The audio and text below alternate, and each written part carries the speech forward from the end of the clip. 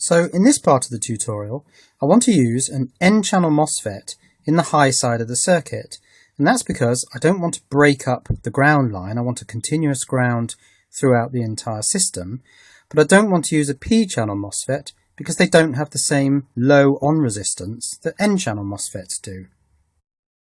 So here's the N-channel MOSFET. Now it's connected this way round because the other way round, the body diode would conduct and the lamp would be on. Now this time source is connected to, well, let's call it lamp positive. This time it's not connected to the battery. So what voltage is lamp positive? Because we have to raise the gate to a voltage above source.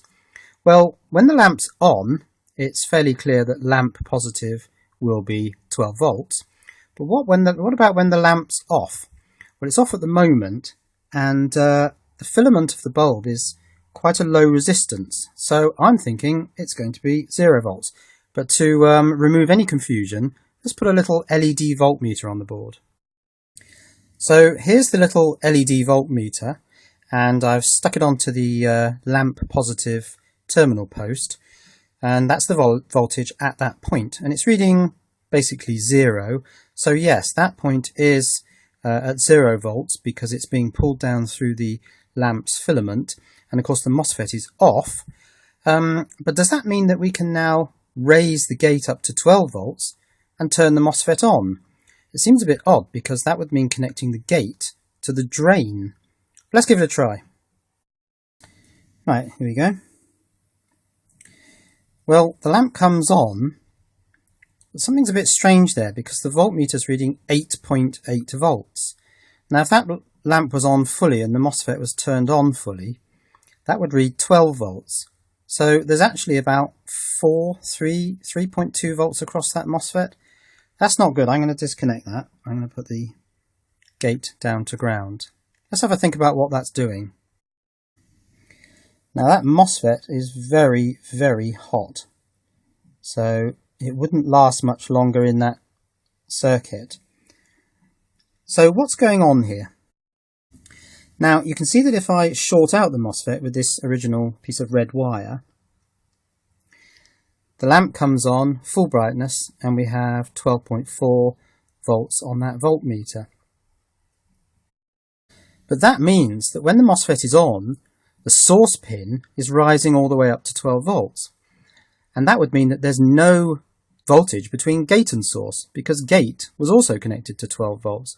So what's happening here is the source pin is rising up as far as it can to maintain some voltage between gate and source to keep the transistor on, but holding a sort of equilibrium point, because if it rose any further, there wouldn't be enough gate source voltage to hold it on, and if it drops back, there's enough gate source to hold it, to turn it back on again. So it's in an equilibrium point. This is not a viable circuit configuration. So what we need is a voltage on the gate that maintains its differential with the source even as the source voltage rises up from 0 volts to 12 volts. So what I've done here is I've put a 9 volt battery clip directly across gate and source, and by using this entirely separate power supply I can energize the gate and turn the MOSFET on, and now lamp positive is rising up to the full 12.4 volts and the lamp is on at full brightness. If I short across those terminals, the MOSFET will lose the charge on the gate and the lamp will be turned off. Now the datasheet said 10 volts gate to source, but clearly 9 volts is easily enough. And the positive terminal of the 9 volt battery here is 9 volts above the positive terminal of the 12 volt battery. So in fact the gate is now sitting at about 21 volts above system ground. So with an independent voltage source, it's possible to raise the gate up with respect to the source, even though the source, with respect to ground, is moving all over the place. But is there a more convenient way to do it without having to have a battery? Well, take a look at this. At the back of the circuit here, I've got a small tantalum capacitor and a diode. Now, the negative of the tantalum capacitor is connected to source, and that, as you can see on the voltmeter, is currently at ground. the positive of the tantalum capacitor is being charged by the diode. So the capacitor's at 12 volts. If I now take the gate of the MOSFET and attach it to that 12 volt point, the source rises up and the positive of the capacitor rises up even further. So the gate's now at about plus 24 volts in relation to system ground. And I can go back to the lamp being off by shorting gate to source. Now this is called a bootstrap circuit.